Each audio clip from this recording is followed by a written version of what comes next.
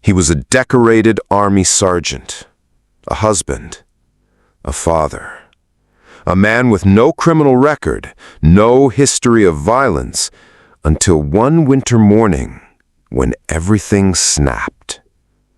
He walked into his family's home armed with a 9mm pistol, and within minutes, 3 generations were gone. His wife, his baby daughter, and a toddler who wasn't even his by blood. Then he called 911 and calmly confessed, holding his dead infant in his arms when police arrived. Why did he do it? How could someone with so much discipline and control turn into a cold-blooded executioner? And what did he ask for in his final meal, just hours before the state of Texas took his life? Welcome to Death Row Diaries. Make sure to hit that subscribe button and turn on notifications, because what we reveal here, you won't hear anywhere else. Born on August 2, 1959, Christopher grew up in the United States and eventually joined the U.S. Army, where he made a name for himself. He wasn't just some foot soldier. He climbed the ranks and became a sergeant, a title earned through discipline, order, and leadership. At some point in the mid-1990s, he met and married Gwendolyn Black, a fellow veteran and a retired Army soldier herself. Gwendolyn had taken a different path after the military, becoming an elementary school teacher, dedicating her life to education and her family. Together they had a daughter, Christina Marie Black. Their blended family also included Gwendolyn's young granddaughter, Catrice Houston, who often spent time at the house. On the surface, things looked normal, respectable even. 2 Army vets, a young family, a steady job.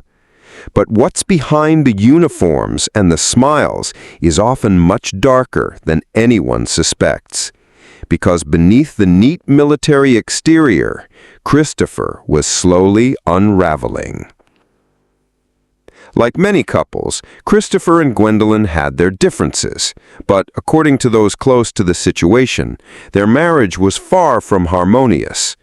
Gwendolyn was the one keeping things afloat, raising their child, working a full-time job, and handling the day-to-day responsibilities that come with family life.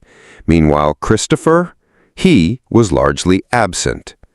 Eventually, Gwendolyn had enough. She reportedly told friends and family she was fed up with her husband, tired of carrying the weight alone, tired of his detachment. He had left the house to work out of town as a security guard, but it didn't seem to be helping anything. In fact, it only widened the emotional gap between them. Then came the breaking point. Gwendolyn told Christopher she wanted a divorce. To most people, that might mean painful conversations, custody negotiations, or maybe just moving on. But to Christopher, it was a declaration of war. It was rejection, humiliation, and something deep inside him snapped. This wasn't just a relationship ending, it was a perceived betrayal. And Christopher, the soldier, began to prepare for what he saw as a mission. Only this mission had nothing to do with defense or duty. It had everything to do with revenge. Christopher didn't act on impulse. What makes this case especially chilling is the level of planning involved. After learning of the divorce plans, Christopher went out and purchased a 9mm semi-automatic pistol. He waited several days for the background check to clear, passed with no issues, because he had no criminal record at all. While waiting for his weapon, he did something even more disturbing. He began recording cassette tapes. On those tapes, he detailed his rage, his plans to kill, and even explained how he acquired the weapon. It wasn't a cry for help. It was a blueprint, a confession before the crime even happened. And he didn't keep those tapes to himself. He mailed them to family members, timing the delivery so they'd arrive after the murders. That level of calculation strips away any idea that this was a sudden act of passion. This wasn't a man pushed too far in a heated moment. This was a man who plotted revenge and documented it for posterity. He was methodical, strategic, and lethal. February 7th, 1998. It started like any other Saturday, but by the end of it, 3 lives would be erased, and Christopher Black would be forever branded as a monster. Armed with his newly purchased pistol, Christopher arrived at Gwendolyn's home in Killeen, Texas. Inside was Gwendolyn, their 5-month-old daughter Christina, and 17-month-old Catrice, sitting innocently in her high chair. Also present was Deirdre Blackburn, a friend of Gwendolyn who had come to visit. Christopher didn't knock. He didn't argue. He simply opened fire. He shot Gwendolyn 10 times. According to reports, it happened in full view of Deirdre Blackburn, who escaped the home and would later testify against him in court. After shooting his wife, Christopher turned his weapon on the children. He shot Christina, the 5-month-old infant, once. Then he walked over to Catrice, strapped into her high chair, and fired 5 rounds into her tiny chest. The silence that followed must have been deafening. The rage was spent. The revenge complete. And then Christopher picked up the phone and did something no one expected. He called 911. He confessed, calmly. He told the operator he had run out of bullets. He didn't try to run, didn't try to deny anything. For Christopher, the mission was complete. When police arrived on the scene, what they found was devastating. Christopher had dropped the weapon and was cradling Christina, his lifeless infant daughter, in his arms. Officer Eric Bradley, who responded to the call, later described the haunting scene. We approached him and he said he wasn't going to put the baby down on the cold ground. As I reached up to grab the baby from him, he said, "I want to kiss my baby." I said, "Go ahead." As I pulled the baby toward me, the baby's head kind of just rolled to the left. The eyes were open, fixed. No pulse, no respiration, no nothing. That image would haunt everyone who witnessed it. The carnage was unimaginable. A mother, a baby, a toddler, all gone. And the man responsible didn't flee, didn't resist arrest, didn't even deny what he had done. He simply handed over the child, knowing exactly what came next. This story is already unthinkable, but we're only halfway through. What happened at the trial? What was on those tapes? And how did a jury respond to a man who admitted everything from the start? And wait until you hear what he wrote while waiting to die, and what he chose to eat in his final hours. If you've made it this far, hit that like button. It really helps push this story out to more people. Subscribe if you're not already, and drop a comment below. Do you believe a man like this deserves the death penalty, or should he have lived with the consequences in prison? Inside the house, it was silent, still, and in the middle of the room stood Christopher Black, holding something in his arms. Christopher had killed everyone he came for. But he didn't run, he didn't deny, he just stood there, waiting for the law to do its job. And that's exactly what happened next.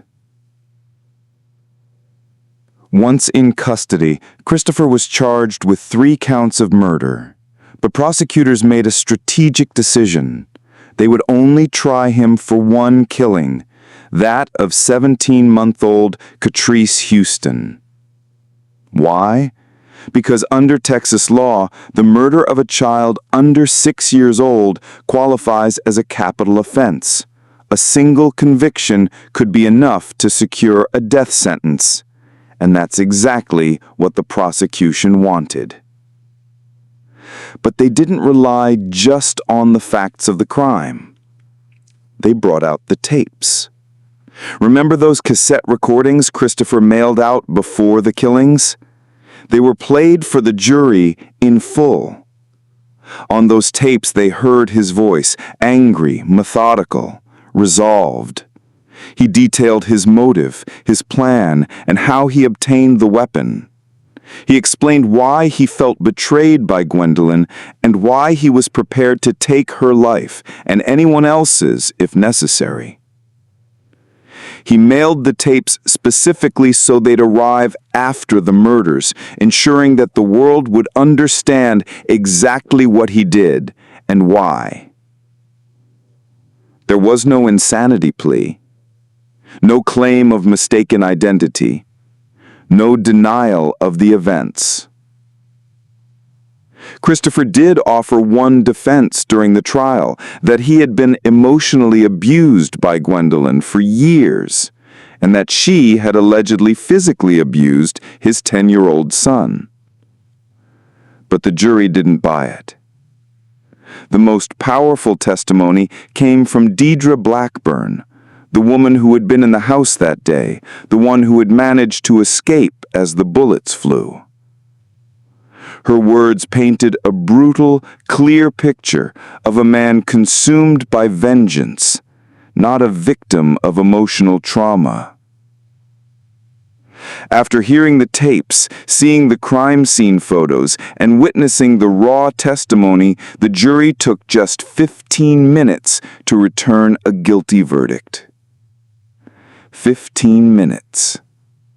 It took them longer, 7 hours, to decide on the sentence.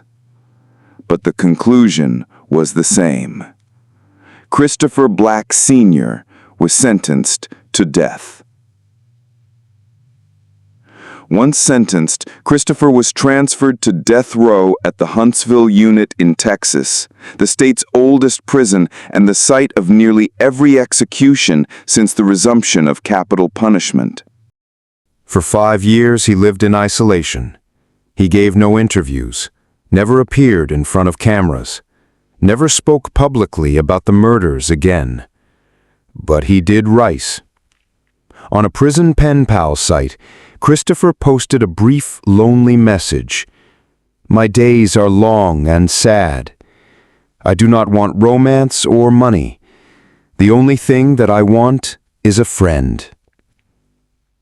There was no talk of remorse, no apology, no explanation, just the quiet desperation of a man counting down the days. And then came July 8, 2003. It was execution day. That morning, Christopher was offered his last meal, and he didn't hold back. Christopher Black Sr.'s last meal was a feast. He ordered 1 steak cooked medium well, fried chicken, wings and thighs, French fries, mushroom gravy, mixed steamed vegetables, chocolate fudge cake, peach cobbler, bread, chef's salad with Italian dressing, and a tall glass of sweet tea. It was a Southern meal, rich and indulgent, a stark contrast to the cold metal table where he'd spend his final moments. At 6:16 p.m., Christopher was strapped to the gurney. Witnesses included his brother, watching from one room, and the parents and siblings of Gwendolyn Black, seated in an adjacent viewing area. The prison warden asked if he had any final words. He said nothing. No apology, no statement, no hint of regret. Just silence. At 6:22 p.m., the lethal drugs entered his veins. Within minutes, he was pronounced dead. He became the 307th person executed in Texas since the death penalty was reinstated in 1982. and the 18th execution in the state for that year alone. There were no protests, no last-minute appeals, just the end of a case that had stunned everyone who heard it. After the execution, Marta Luz Hawthorne, Gwendolyn's sister, gave a brief statement. "We still miss our loved ones, but we won't be thinking about him." The case of Christopher Black Sr. is more than a story of murder. It's a chilling example of how rage, rejection, and obsession can explode into something unthinkable. A man who once wore a uniform of honor and discipline turned his home into a war zone. He didn't just kill, he planned it, he documented it, and he made sure the world would know exactly why he did it. No amount of training or rank could stop what was already broken inside him. And when the time came for final words, for some shred of humanity, he chose silence. Sometimes the most terrifying monsters don't hide in the shadows. They live in the same house, eat at the same table, and tuck the kids in at night. If this story shook you, let us know in the comments. Should Christopher Black have been executed, or do you think he should have spent the rest of his life behind bars? Smash that like button if you stayed with us through this haunting case. And don't forget to subscribe to Death Row Diaries for more true stories that will leave you questioning everything you thought you knew about justice, revenge, and the human mind. We drop new videos weekly, and trust us, the next case will be even darker.